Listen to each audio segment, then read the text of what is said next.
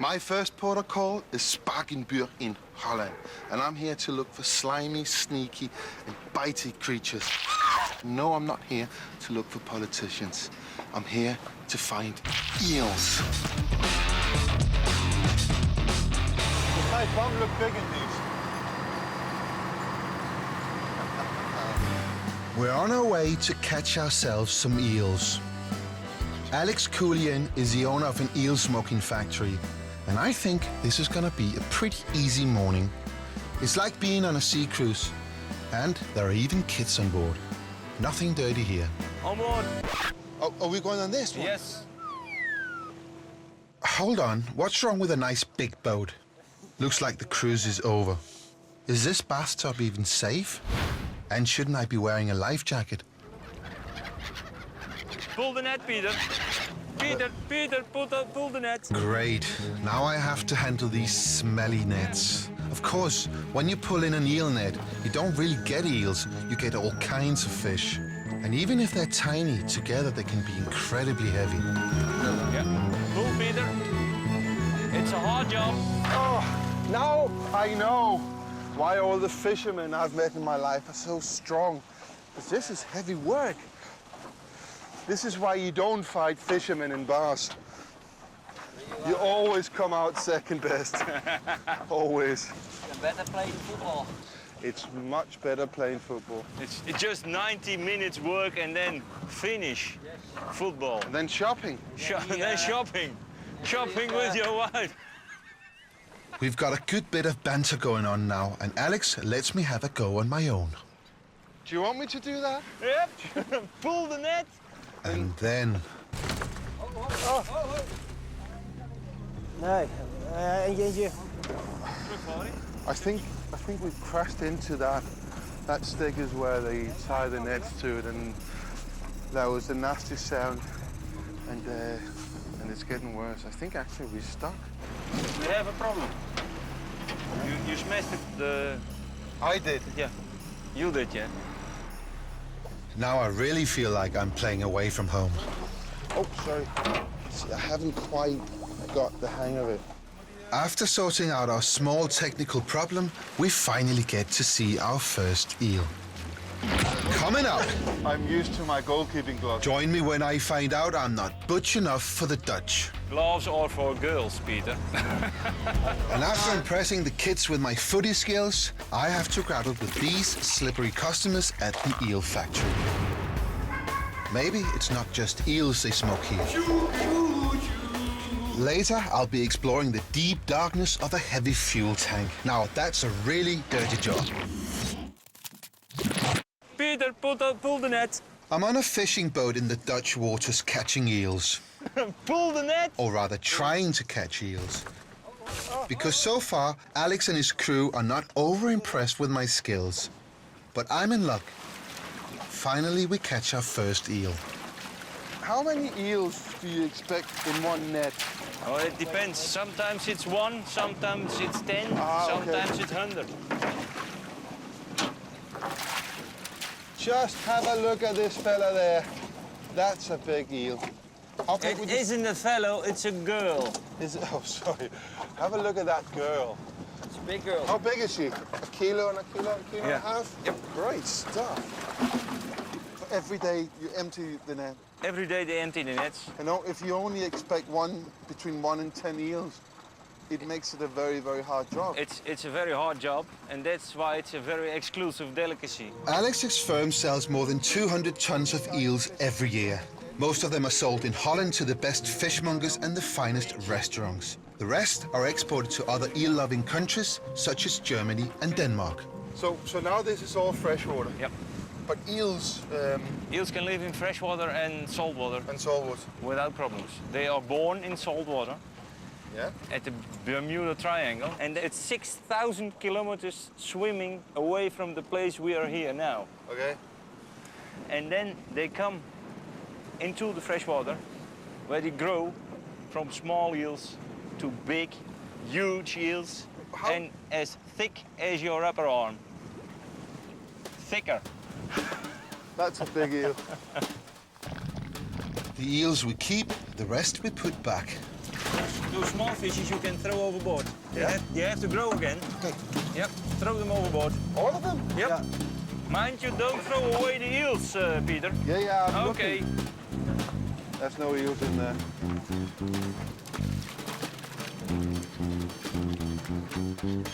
For some reason, the seagulls really love me today. Oh, look at the big one there. Yeah. Out? Out? Yep. I'm putting a nice bit of dinner back in the sea here. Look at this.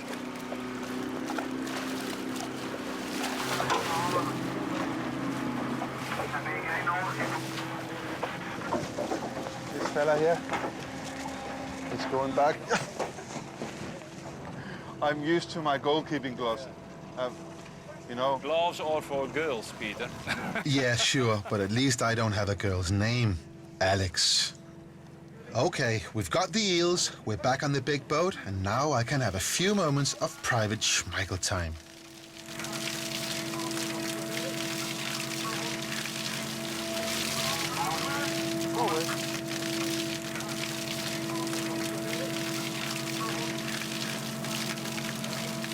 Small boys' toys. You have to clean the net. Yes, of course. Come on.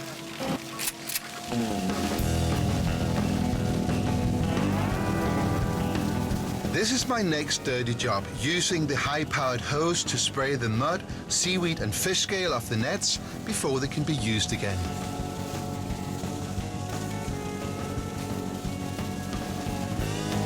This is a proper power hose. I want one for my garden.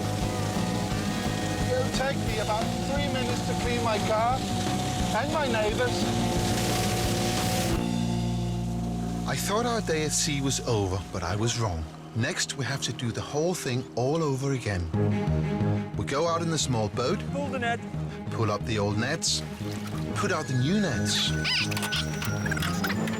sort out the eels, and go back to the main boat.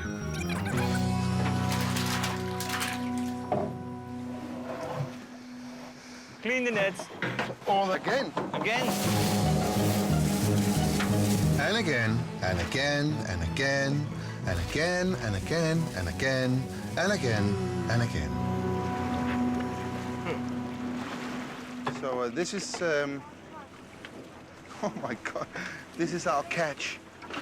Oh, this is beautiful. Oh, it's like, I don't know what they feel, but they really feel like they are solid muscle. Yeah, it is solid muscle. It's an incredible animal. But You know it's amazing. The spawning of an eel is never seen by people. So you can send a rocket to the moon, but we don't know how they do it. No? No. And that's the problem. Is it? Yeah. We don't know how they do it. Because you want to have eel farms where you can produce them. Now, if they could put an eel farm on the moon, that would be impressive. So what do we know about these? Are you afraid of this creature? I'm not afraid, it's just... All eels above approximately 40 centimeters are female. And slivery. And slivery. We're getting our catch into the main boat when one courageous eel makes a break for it. There was a small eel, saw Peter's face, and then he ran away. Yeah, right. Funny, if my face is too frightening for the eels, I'll let the professionals handle it.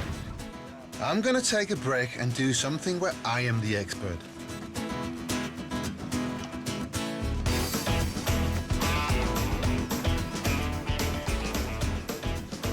Of course, the captain's kids are very small and not very good at football, but it's a wonderful opportunity for them to see a skilled master at work.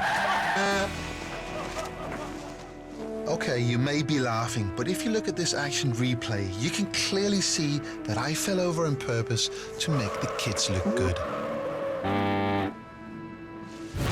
Okay, back to the eels. But before we turn them into tasty snacks, I have one last question for Alex. Do you really want to kill them? I don't want to kill them, but I have to earn money for my kids.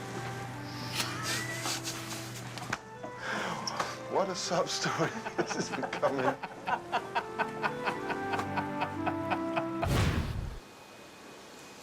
So Alex, we're now in your factory. Yes. We've changed into factory fashion. Nice hat, nice pair of gloves. But all the eels that we caught today, they're in this container, basin, yeah? And we now have to start the process of cleaning them. Cleaning them, salting them, smoking them, filleting them. Even with gloves on. There you go. Don't squeeze them too hard. Gentle. But another thing I was thinking about, we're now holding the eels up above the water. They have the possibility to get some oxygen through the skin. They can close their gills, Yeah. so they keep wet. And that's one of the remarkable things of an eel. An eel can live outside the water for 2 days. 2 days? 2 days. Okay. And that's, yeah, no other fish can live out of the water for 2 days. But these eels, they won't live the next 2 minutes, will they? No, we put them in ice-cold water. When the eels come in ice water, they are paralyzed, and Okay, then they get unconscious, and they yeah. are undercooled, and then they die. And that's the best way. That's the best way. It's a Japanese way, and that's the best way. It may be the most humane way of killing the eels, but dressed up like this, I feel like the fishy Grim Reaper. Oh, straight away, no movement. So they get paralyzed straight They away? get paralyzed from the cold. An eel can stand 4 degrees Celsius, but this water is 5- degrees Celsius. It's Yeah. salt ice water. And how long does it take before it dies? It's less than a minute. Less Yeah. a minute. Now they're easy to catch. Well, Even with my goalkeeping hands, I have trouble holding on to these slippery customers. they're all dead now. Yep. So we're going to make them easier to handle. And for this Washing exact machine purpose, Alex has a special desliming machine.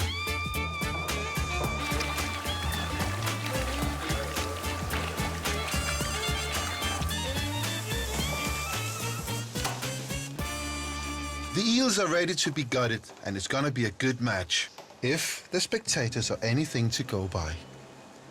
I'll show you. Cutting in this way, yeah? Oh, that's it? That's it.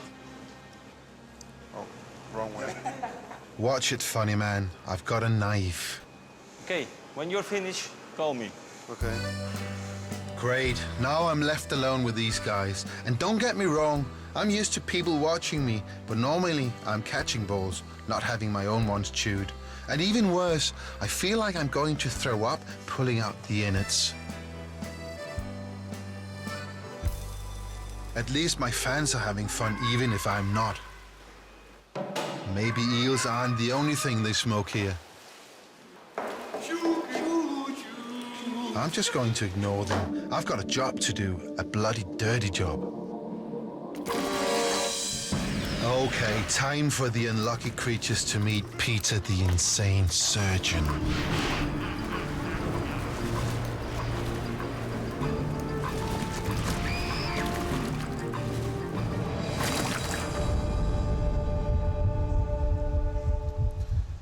So my catch on the boat was about 55 kilos. I don't think that's quite 55 kilos here, but I've cleaned all that, and this is what I took out of it.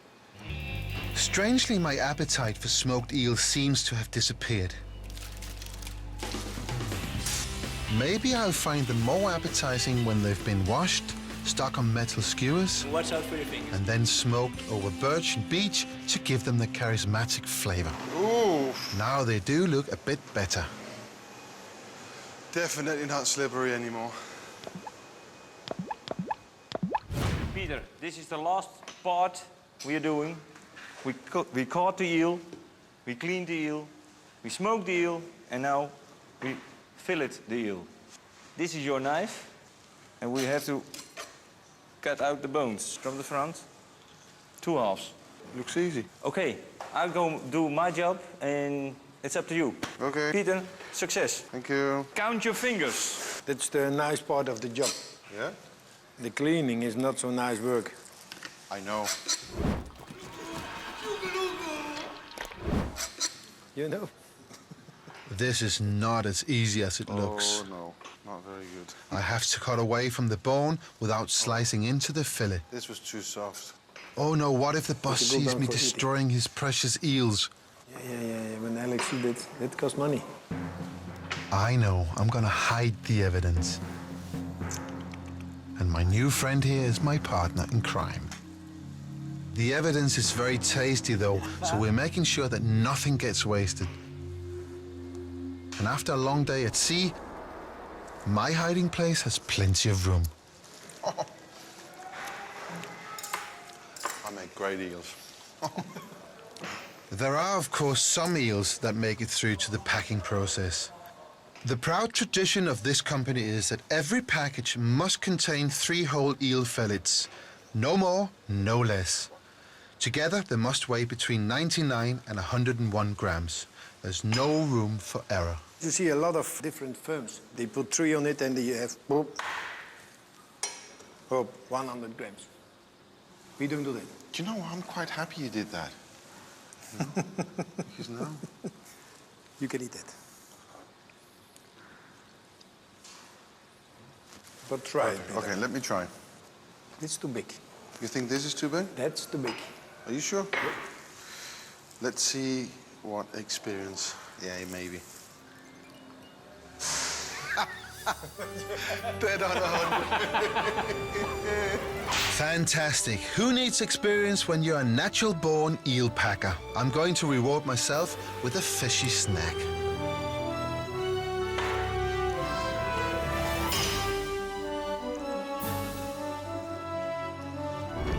Oops, Alex is watching.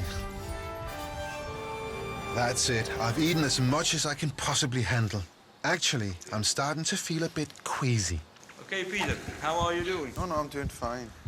Just had a small problem here. Oh, no. I'll tell you what I'll do. You eat it. Oh no, I can't have another bite. If I do, I'm going to... Peter!